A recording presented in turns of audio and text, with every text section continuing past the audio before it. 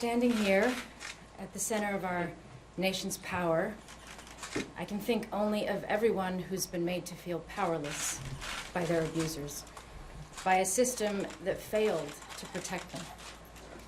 Parents whose children have been murdered by an abusive partner, women who suffered domestic violence yet are not believed, children who've suffered life-altering trauma and post-traumatic stress at the hands of people closest to them.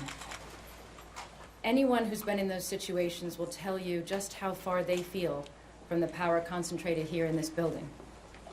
The power to pass laws that might have prevented their pain in the first place. The reason that many people struggle to leave abusive situations is that they've been made to feel worthless. When there is silence from a Congress too busy to renew the Violence Against Women Act for a decade, it reinforces that sense of worthlessness. You think, I guess my abuser's right. I guess I'm not worth very much. That's why passing this law is one of the most important votes U.S. senators will cast this year. The ugly truth is that violence in homes is normalized in our country. Between 4 and 7 children die daily in America from child abuse and neglect, and 800 children have been murdered by a separating parent since 2008. The idea of sovereignty of a family home is being used to abuse the members within it. But victims of abuse in this country who deserve consideration and respect and attention of Congress as much, if not more, than any other crisis we face. As survivors of abuse know all too well, victims of our failed systems are not allowed to be angry. You're supposed to be calm and patient and ask nicely.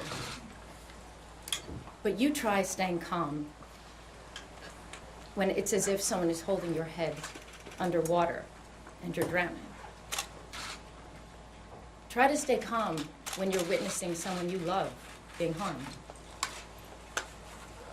Try to stay calm if after you were strangled and you find the courage to come forward, you discover that your chances of proving the abuse are now gone because no one took into account the different ways bruising presents on black and brown skin, and they failed to check properly for signs of injury.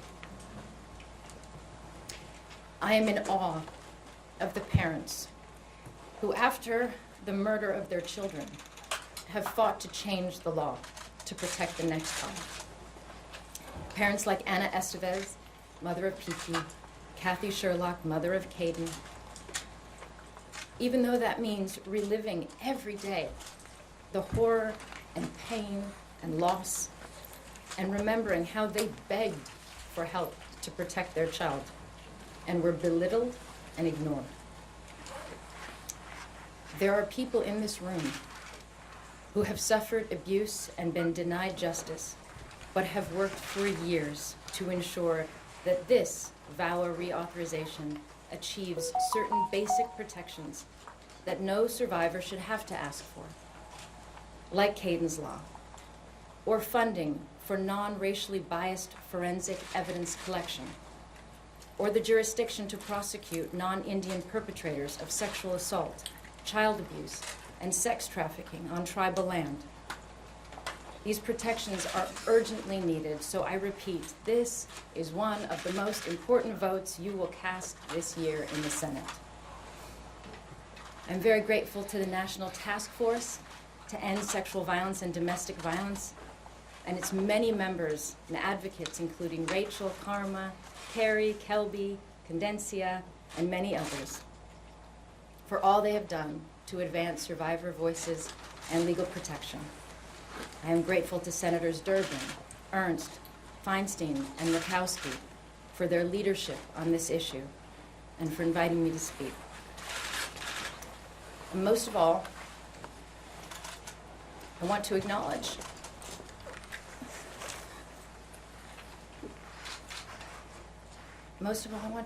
the children who are terrified and suffering at this moment, and the many people for whom this legislation comes too late. The women who have suffered through this system with little or no support, who still carry the pain and trauma of their abuse, the young adults who have survived abuse and emerged stronger, not because of the child protective system, but despite it, and the women and children who have died, who could have been saved. Thank you.